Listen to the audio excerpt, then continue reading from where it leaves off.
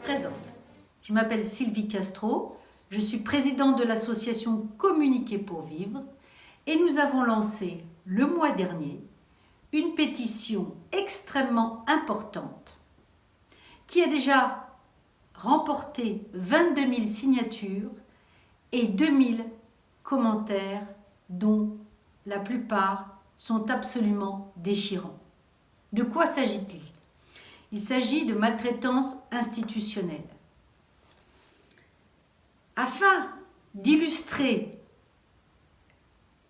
le sujet, j'ai décidé de réaliser régulièrement des vidéos mettant en scène des situations tirées de faits réels.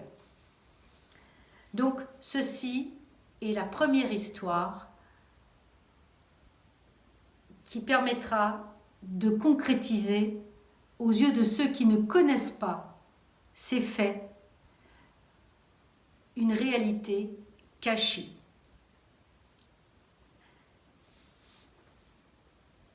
Je commence. Joséphine Eden est une jeune éducatrice. Sa supérieure, Madame Françoise Martin, directrice d'une aide sociale à l'enfance, l'a convoquée dans son bureau. Joséphine frappe à sa porte. Une voix forte lui répond « Entrez » et lui fait signe de s'asseoir. Françoise Martin, sa supérieure, est au téléphone, apparemment avec une TISF. Une TISF est une technicienne de l'intervention sociale et familiale. En vérité, c'est une personne tout simplement chargée d'aider et de soutenir des familles en difficulté dans leur gestion tous les jours, aussi bien sur le plan matériel que psychologique.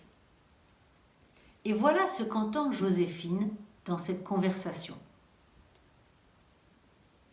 Mademoiselle, votre rapport est bien trop positif concernant cette famille.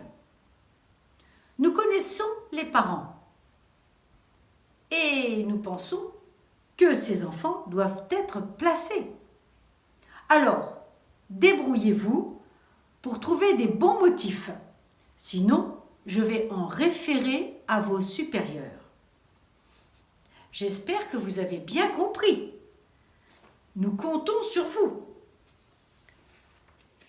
L'audience concernant la famille est la semaine prochaine.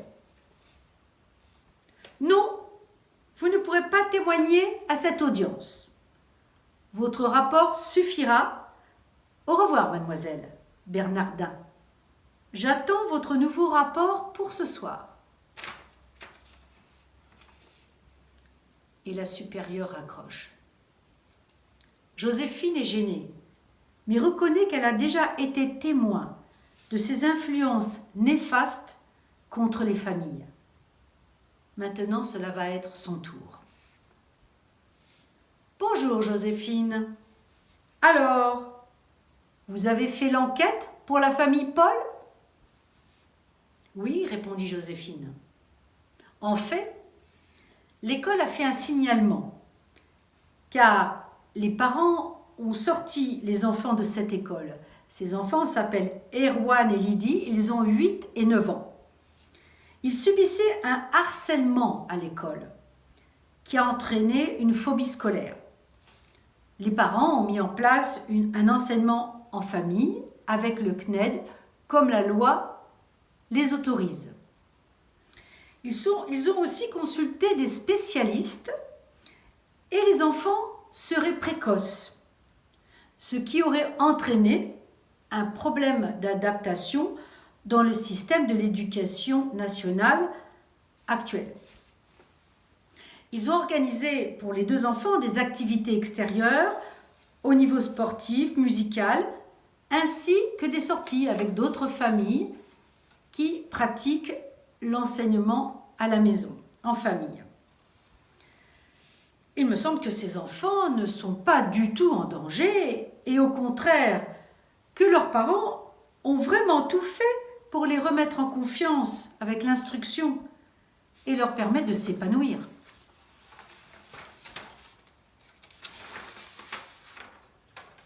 Stop, Joséphine. Si l'école a fait un signalement, c'est qu'il y a un danger. Et nous devons intervenir. Débrouillez-vous pour trouver ce qui peut porter préjudice à ces enfants. J'ai entendu dire que le père était en invalidité. La mère ne travaille pas. Cela peut être une cause de déséquilibre pour la famille. L'audience est dans 2 semaines. Nous devons récupérer ces enfants afin de les protéger des lubies de leurs parents. Joséphine est choquée. Mais madame, si nous demandons le placement de ces enfants, nous allons créer de la maltraitance. Croyez-moi, Joséphine, nous allons rendre service à cette famille. Faites confiance à mon expérience. N'oubliez pas que vous êtes en période d'essai. Et si vous en faites à votre tête, vous ne ferez pas long feu dans nos services. Bien, madame, dit Joséphine interloquée. Elle continue. Un signalement a été fait concernant un enfant de 7 ans qui cache régulièrement des marques sur tout son corps. C'est la maîtresse qui a fait le signalement.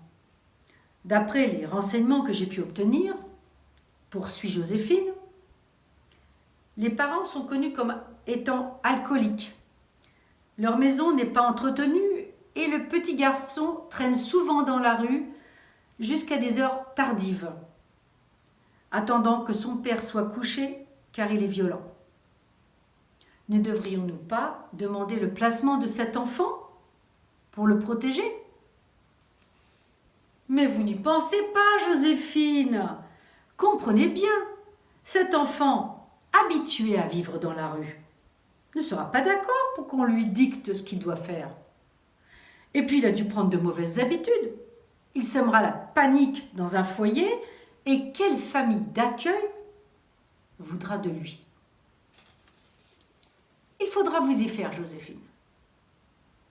La protection de l'enfance n'est pas armée pour s'occuper de ses enfants. En plus, nous aurons sûrement du mal à obtenir des parents qu'ils participent financièrement à l'éducation de leur enfant. Croyez-moi, récupérer cet enfant sera source que de problèmes. Et moins nous en aurons, mieux ce sera. Joséphine est anéantie.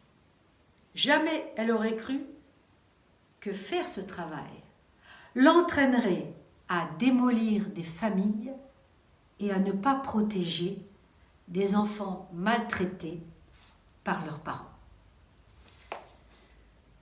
Joséphine décida de faire selon sa conscience, quitte à se faire éjecter. De toute façon, elle pense déjà à quitter cette situation. Insupportable.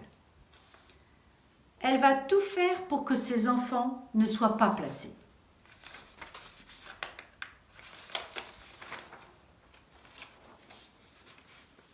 Son rapport positif, malheureusement, a été modifié.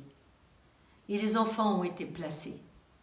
Prétextant une déscolarisation, une mère fragile et un père malade. Joséphine est vraiment dégoûtée. Mais que faire? Qui l'écoutera? Les juges n'ont pas le temps de vérifier les dossiers et suivent en général les recommandations de l'aide sociale à l'enfance, dont les enfants sont le fonds de commerce. Merci. Je voudrais ajouter que le psychiatre Maurice Berger a écrit un livre qui s'intitule « Ces enfants qu'on sacrifie au nom de la protection de l'enfance. Il explique comment des enfants suivis et reconnus maltraités par la protection de l'enfance ne sont pas placés.